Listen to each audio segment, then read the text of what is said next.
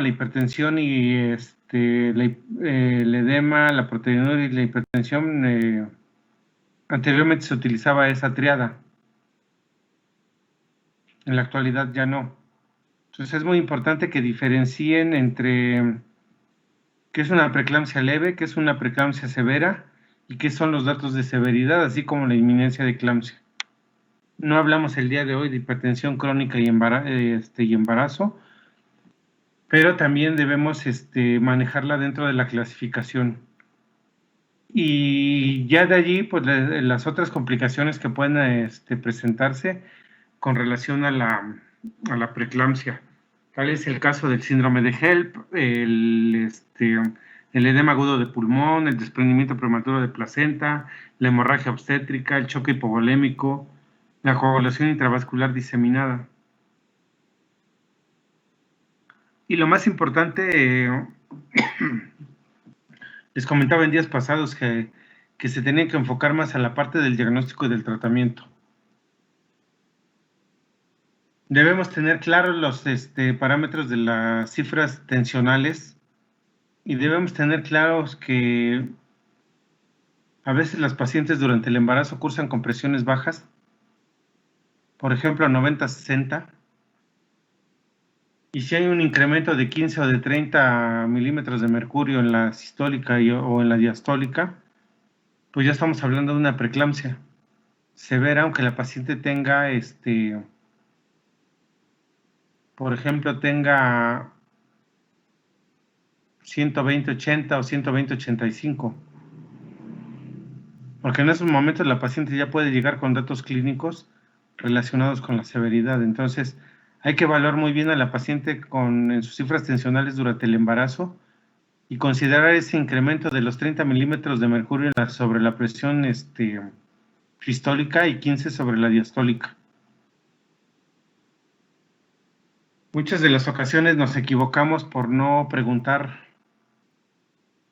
esos antecedentes en la paciente durante el embarazo y no diagnosticamos oportunamente las pacientes con hipertensión y por lo tanto las mandamos a su domicilio y posteriormente regresan complicadas. El tratamiento de la preeclampsia pues ya está bien establecido.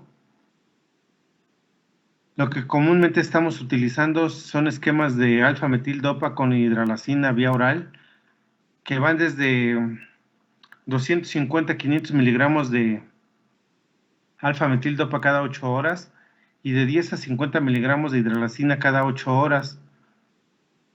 La dosis tope pues es 500 miligramos de alfa-metil-dopa y 50 de hidralazina. En determinado momento que no contemos con estos medicamentos, pues lo que podemos utilizar es nifedipino de 10 miligramos vía oral cada 8 horas.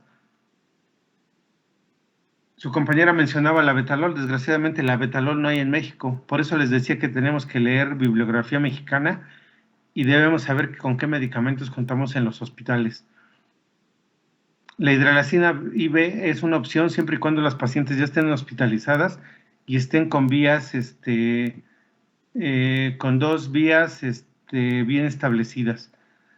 Hablábamos ayer de hemorragia obstétrica y dijimos que toda paciente que ingresa con preeclampsia severa debe ingresar con dos vías, ¿sí? Igual recuerden, es 16 el calibre del catéter, 16 el calibre de la sonda y el oxígeno con el que vamos a mantener a los pacientes. ¿De acuerdo? Entonces, toda paciente con preeclampsia que se va a ingresar, tenemos la obligación de mantenerla en ayuno, dejarle dos vías. Una vía es para mantenerlas, para mantener vena y la otra vía es para el manejo del sulfato de magnesio. Los esquemas de sulfato de magnesio ya están bien establecidos y en la actualidad en algunos hospitales, como por ejemplo en el Estado de México, hay una política estatal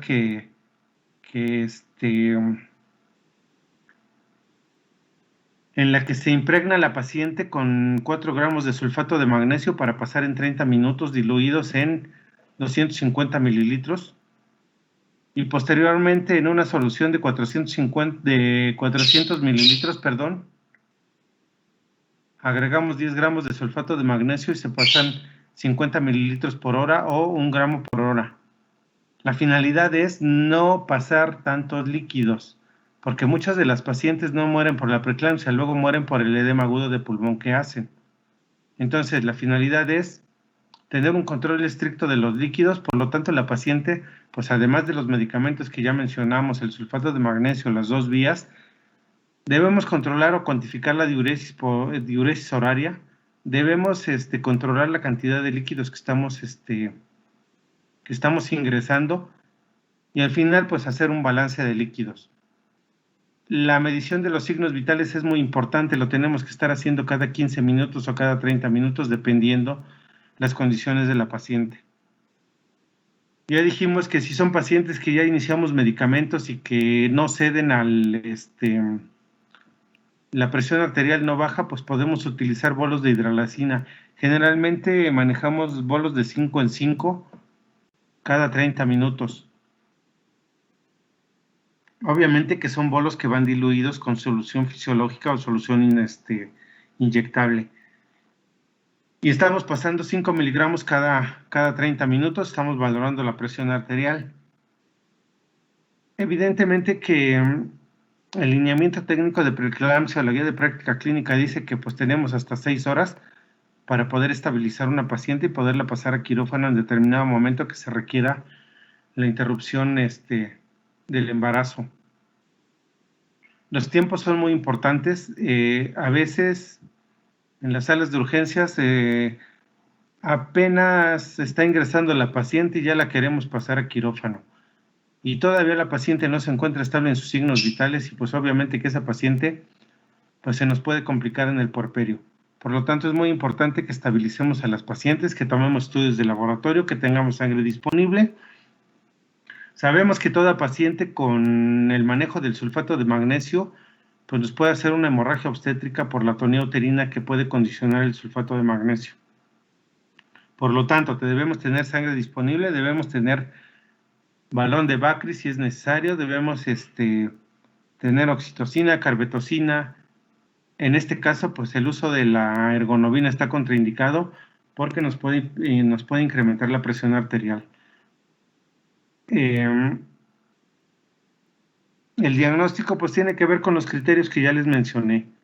Sí, lo más importante pues es corroborar la edad gestacional. Desgraciadamente las pacientes inician con cuadros de hipertensión por ahí, bueno, algunas de ellas por ahí de la semana 28. ¿Qué tenemos que hacer con esas pacientes? Estabilizar, manejar maduradores pulmonares y estar valorando la cantidad de proteínas que está tirando la paciente por orina. Obviamente que si son más de 30 miligramos de proteínas que la paciente está tirando, ya estamos hablando de una preeclampsia severa y que por lo tanto pues tendremos que interrumpir en breve ese embarazo para evitar complicaciones en la paciente. Hablando en días pasados hablamos de pérdida gestacional recurrente. En algunos lugares la principal causa de la pérdida gestacional recurrente se debe a la incompetencia ísmico-cervical en pacientes que fueron sometidas a legrados o a dilatación con instrumental en algún momento de la vida de la paciente. A veces las pacientes quieren abortar o tienen huevos muertos retenidos y todavía hay médicos que se atreven a hacer dilatación con los dilatadores de Hegar y pues a veces dejan el cuello incompetente y por lo tanto las pacientes tienen pérdida gestacional recurrente. Aquí es muy importante el ultrasonido para valorar la apertura del orificio cervical interno y para medir la longitud del cervix. Esto es muy importante. Obviamente que si diagnosticamos una incompetencia ísmico-cervical, pues tenemos que poner un cerclaje a la paciente. El día de ayer hablaban y hoy también de acretismo placentario. Su compañera ayer mencionaba en relación a la radiología intervencionista. Muy pocos hospitales hacen radiología intervencionista en México. En la Ciudad de México, tal vez 2 hospitales o 3, cuando mucho, hacen radiología intervencionista para el manejo del acretismo placentario. Desgraciadamente, el incremento en el número de cesáreas pues está llevando a que más frecuentemente tengamos casos de acretismo placentario.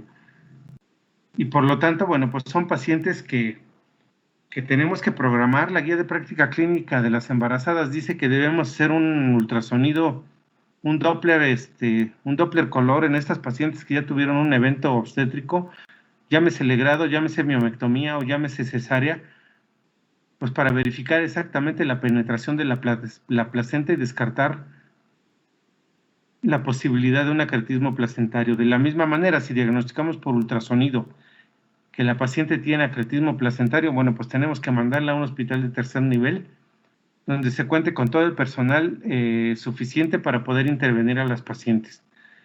Ya dije, no tenemos radiología intervencionista, pues ¿qué tenemos que hacer? Pues operar a la paciente.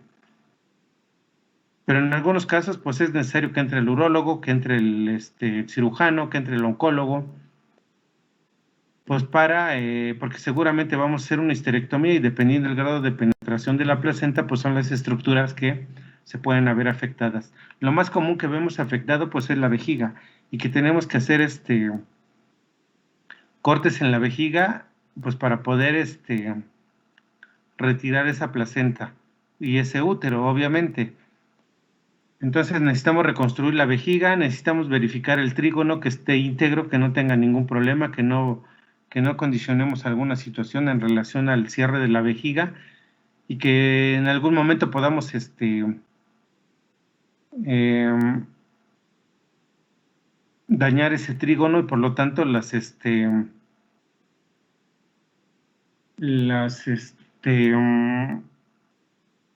sitio donde llegan los ureteros. Entonces, de ahí la importancia. Generalmente, pues en ese tipo de pacientes hacemos cirugías clásicas. ¿Esto a qué se refiere? Pues la incisión que estamos realizando en el útero es una incisión clásica o una incisión tipo corporal, con la finalidad de que en el momento de la incisión podamos partir la placenta en dos y que el sangrado sea importante en ese momento. Difícilmente vamos a hacer una incisión tipo Kerr en el útero en estas pacientes porque tenemos el riesgo de partir la placenta y tener sangrado importante. Por lo tanto, les decía, para estas pacientes lo recomendable es que pues se diagnostiquen con el ultrasonido y se programen en los hospitales específicamente de tercer nivel o en hospitales que en el turno matutino, pues donde tenemos mayor cantidad a veces de personal médico de otras especialidades, pues para poder atender adecuadamente a estas pacientes. Hablando de embarazo gemelar, en relación al embarazo gemelar, el embarazo ya se considera postérmino después de la semana 37. ¿Esto qué quiere decir? Que antes de la semana 37 tenemos que interrumpir esos embarazos. Se recomienda que a la semana 36, pues todos los embarazos gemelares se operen. Después de la semana 37 ya se consideran embarazos de postérmino. Evidentemente que pues la madurez de los productos no es acorde, pero para evitar complicaciones, rupturas uterinas, desprendimientos de placenta, pues se operan antes de la semana 37. Hablando de diagnóstico prenatal o pruebas de bienestar fetal, pues ya hablamos de la cardiotocografía, ya hablamos del perfil biofísico que tiene que ver igual con la cardiotocografía. Es muy importante que revisen el tipo de desaceleraciones, que revisen en qué momento se presentan, porque es una parte muy importante de un registro cardiotocográfico, los parámetros que yo voy a medir. Y es específicamente frecuencia cardíaca fetal basal, variabilidad, descensos, ascensos y actividad uterina, así como movimientos fetales. Esos 6 parámetros yo voy a valorar en un registro cardiotocográfico o en una prueba sin estrés. Y el cómo los voy a reportar, pues es como clase 1, clase 2, que quiere decir la clase 1 que el producto tiene bienestar fetal y la clase 2 que el bienestar está comprometido y que por lo tanto a lo mejor tengo que hacer algún otro estudio Por ejemplo, la prueba de tolerancia a la oxitocina. Es muy importante que revisen cómo se realiza esta prueba de tolerancia a la oxitocina y de la misma manera la interpretación que tiene la prueba. Una prueba positiva, una prueba negativa, ¿qué significa? Y hablando de otras pruebas, sabemos que tenemos que identificar el factor de riesgo en nuestras pacientes. Ya dijimos el día de ayer que generalmente los extremos de la vida pues tienen mayor riesgo. Las mujeres adolescentes y las mujeres mayores de 35 años de edad tienen o ya se consideran mujeres con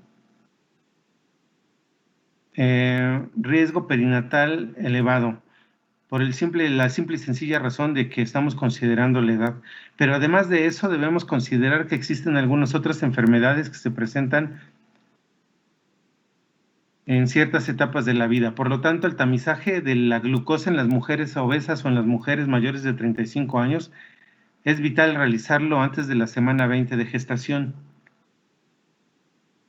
Si yo tengo una persona obesa, si mi paciente tiene antecedente de familiares diabéticos, pues tengo que hacer una curva de tolerancia a la glucosa antes de la semana 20 y diagnosticar en este caso diabetes gestacional o descartar la posibilidad de la misma. Si tengo embarazadas que tienen en la familia antecedentes de malformaciones, síndrome de Down, trisomía 21, 18, pues de la misma manera tenemos que hacer un triple marcador o cuádruple marcador antes de la semana 16 a todas las pacientes. ¿En qué consiste ese cuádruple marcador? Bueno, pues vamos a listar estriol, hormona gonadotrofina, alfa-fetoproteína e inhibina. Y dependiendo de los resultados, pues vamos a interpretar y definir si la paciente tiene factor de riesgo para las trisomías que ya les mencioné o las alteraciones genéticas que ya mencioné. Es importante en ese mismo contexto de estas pacientes que solicitemos un ultrasonido pues para verificar o descartar las cromosomopatías en estas pacientes o en estos productos. Por ultrasonido ya hay parámetros bien establecidos que nos definen la posibilidad de una cromosomopatía. Por lo tanto, no debemos perder de vista y debemos solicitar estos estudios en pacientes con antecedentes genéticos en los familiares cercanos de la paciente. Hablando de qué otra cosa tenemos pendiente, pues creo que ya, no sé si tengan alguna duda.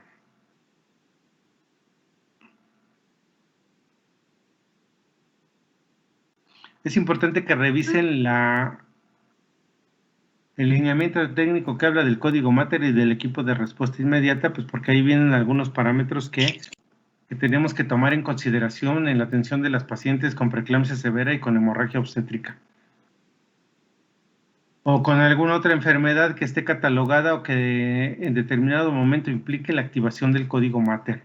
Existen 41 patologías, de acuerdo a la metodología Ramos, que se incluyen para la activación del código Mater.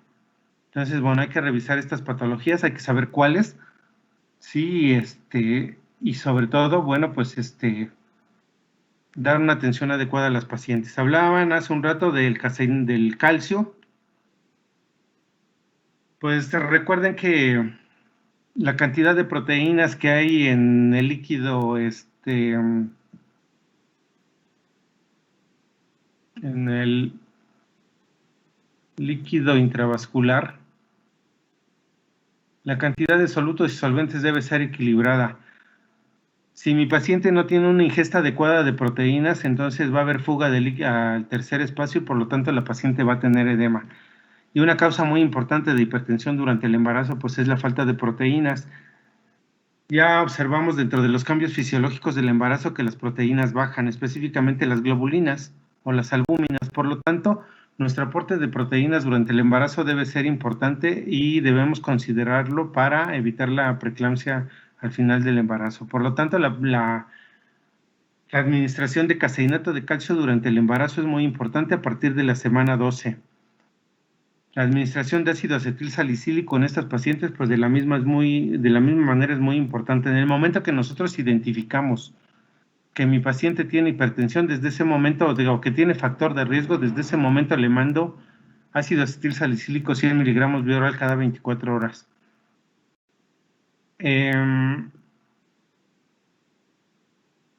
Y obviamente que pues los antihipertensivos son vitales en este tipo de pacientes.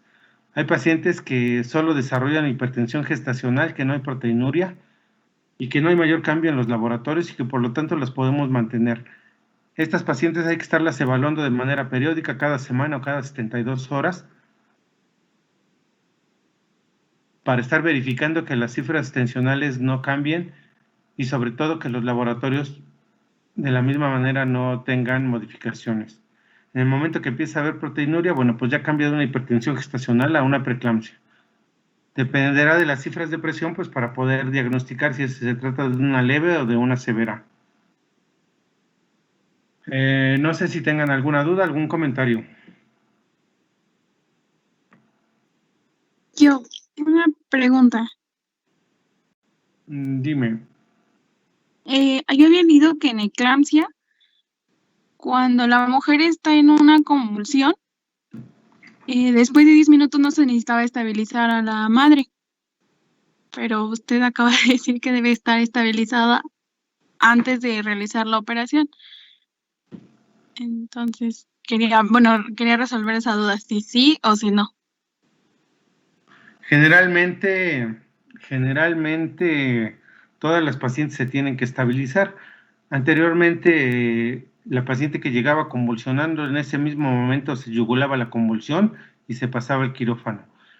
En la actualidad, lo más importante es el bienestar fetal y el bienestar de la madre. Ya dijimos que si la paciente no está estable, pues no vamos a, mejor dicho, vamos a tener más complicaciones con esta paciente. No utilizamos Dextran. Hace un rato su compañera por ahí decía que utilizamos Dextran. En realidad ya no utilizamos Dextran. Sí, los riesgos de utilizar Dextran a la larga pues crean mayor deshidratación y por lo tanto pues las pacientes pues tienen mayores complicaciones. No utilizamos albúmina, no utilizamos Dextran. Lo único que utilizamos son cristaloides, específicamente hablamos de solución de Harman o en su defecto solución mixta o solución fisiológica si no tenemos otro tipo de soluciones. Anteriormente, algunos médicos utilizaban glucosa al 10, sí, pero de la misma manera la glucosa al 10, pues al contener mayor cantidad de solutos y al pasar al espacio intravascular, pues solo condicionaba mayor deshidratación de la paciente. Por lo tanto, la glucosa al 10 está en desuso en ese tipo de pacientes. Únicamente utilizamos Harman fisiológica o en determinado momento mixta. Si no tenemos las otras dos, las dos primeras. ¿De acuerdo?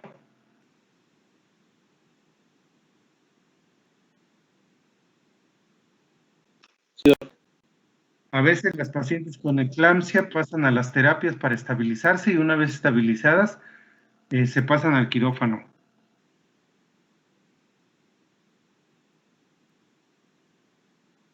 ¿De acuerdo? ¿Alguna duda más?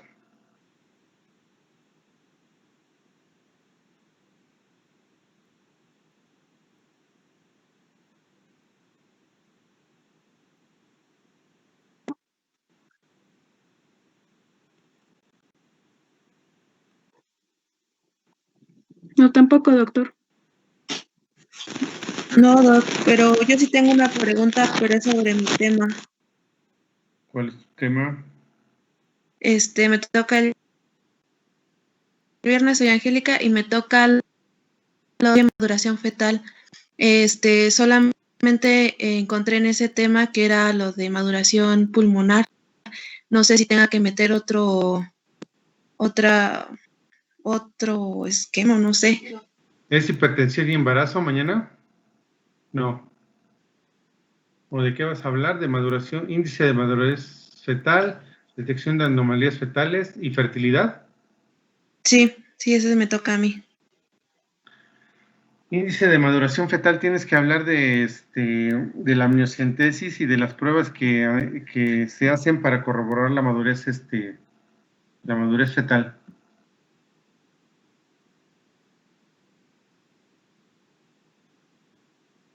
¿Alguna duda?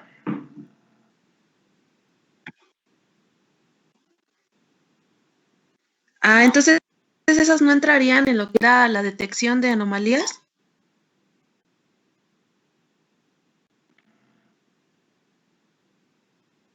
El índice de maduración, no. Las pruebas para detectar anomalías, ya les comenté algunas hace un rato.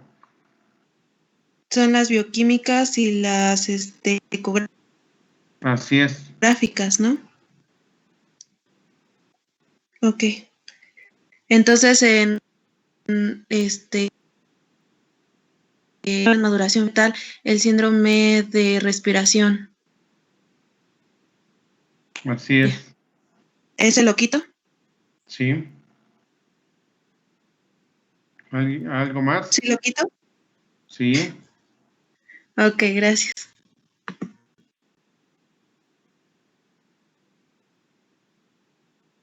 ¿Algo más?